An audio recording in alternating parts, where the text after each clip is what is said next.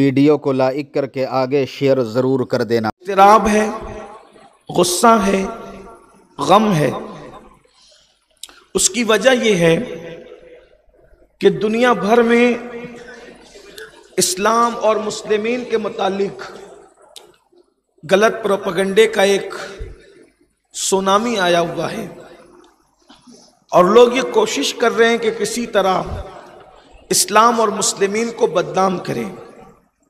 किसी एक मुल्क की बात नहीं, पूरी दुनिया के हालात ये हैं कि जिसको गली के छोकरे भी नहीं पहचानते, जब वो शोहरत हासिल करना चाहता है तो वह हमारे आका सल्लल्लाहु अलैहि वसल्लम पर भौंकने लगता है, हुजूर अकरम सल्लल्लाहु अलैहि वसल्लम की बेअदबी करने लगता है, हुजूर को गालियां देने लगता है।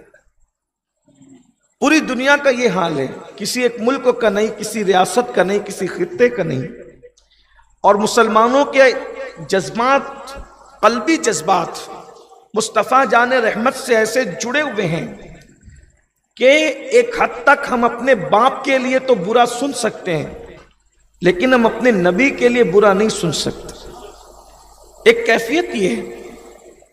तो जहां हुजूर अलैहिस्सलाम को गालियां दी जाती है, मशरिक से लेके मगरिब तक, शमाल से लेके जुनूब तक, पूरी दुनिया का मुसलमान बेचैन हो जाता है, बेकरार हो जाता है।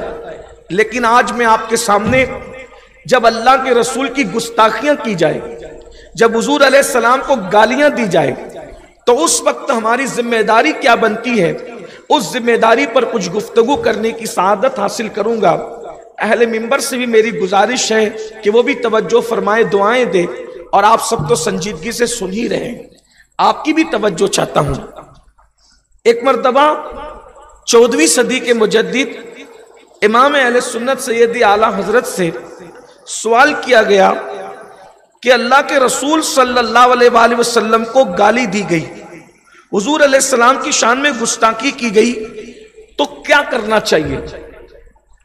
ये बहुत खास बात मैं आपके सामने पेश कर रहा हूं। उस कुश्ता इश्क़ रसूल से पूछा जा रहा है कि हुजूर अलैहिस्सलाम को गाली दी गई, गुस्ताखी की गई, हमें क्या करना चाहिए, पब्लिक को क्या करना चाहिए, अवाम को क्या करना चाहिए।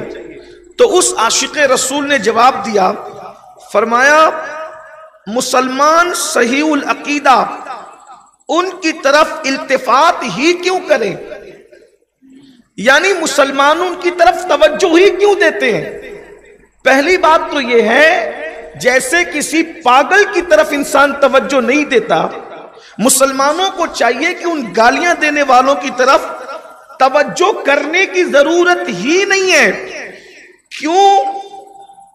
क्यों ऐसा करें, इसलिए कि ऐसों का इलाज यही है, उनका इलाज यह है कि जब उनके सामने हो तो खामोश रहो, उनके सामने हो तो खामोशी बेहतर है, और अगर वो सामने न हो तो उनकी फरामोशी बेहतर है।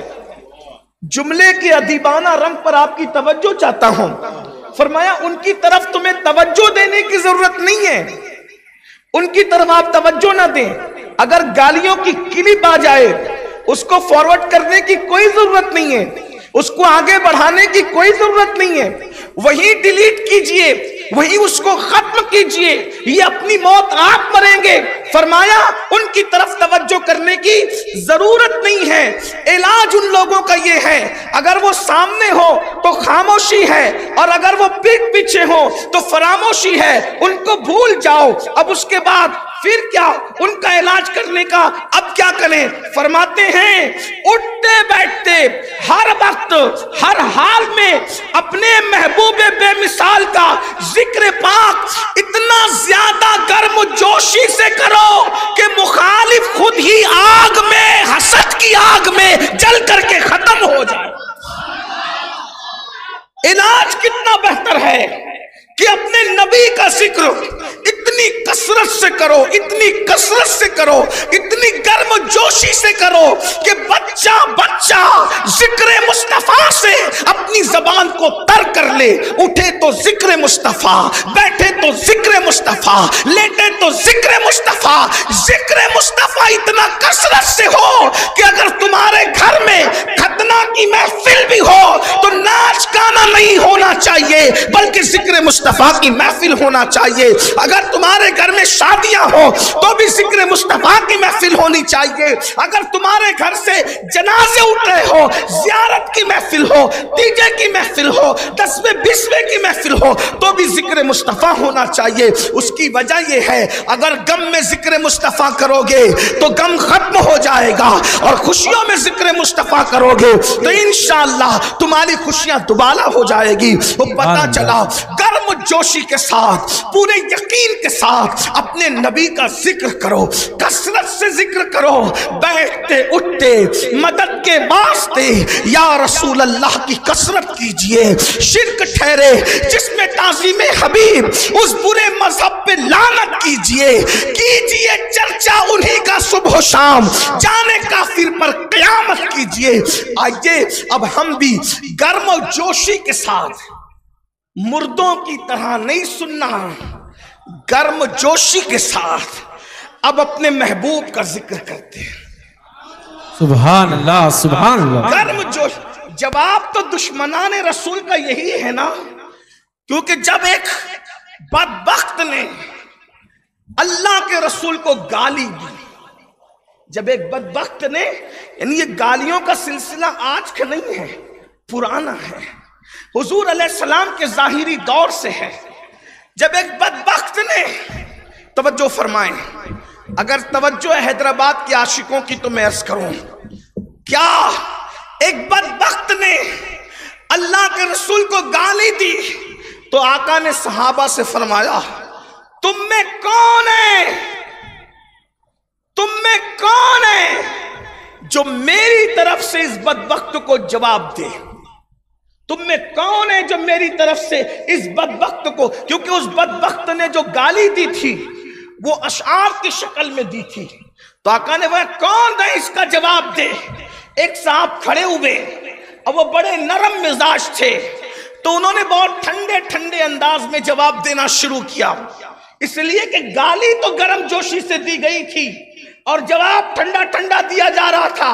हुजूर ने फरमाया तुम बैठ जाओ, आका ने फरमाया तुम बैठ जाओ, और फिर फरमाया कौन है जो गाली का अंदाज है उसके मुताबिक जवाब देगा। तो फिर हजरत सैयदना हस्सान बिन साबित खड़े हुए और इतना करारा जवाब दिया, इतना सख्त जवाब दिया कि हुजूर ने खुश होकर कहा, अल्लाहुम्मा इज्जिल हस्सान बिरूहिल कुदस, जब तक हस्सान मेरी तरफ से जवाब देता रहेगा अल्लाह को जिब्रील के जरिए से इसकी मदद फरमाता है। सुभान अल्लाह, सुभान अल्लाह, सुभान अल्लाह। गरम जोशी भी कोई चीज है। हाँ, जब माँ को गाली दी जाती है तो आदमी गर्म हो जाता है, जब रसूलुल्लाह को गालियां दी जाए तो फिर हुजूर अलैहिस्सलाम का जिक्र गर्म जोशी से। और फिर क्यों ना करें, हमारे आका तो हैं ही ऐसे, हमारे सरकार तो वल्लाह उन जैसा कोई हो तो लाके बताओ ना। लोग उनको गालियां देते, मुझे हैरत है। और मैं तो लोगों को कहता हूं, पूरे हिंदुस्तान में, पूरी दुनिया में लोगों को कहता हूं, भाइयों कोई जरूरी नहीं है कि दूसरे मजहब का हर आदमी रसूलुल्लाह को गाली दे, नहीं। हर गैर मुस्लिम हुजूर को गाली नहीं देता और दे भी नहीं सकता।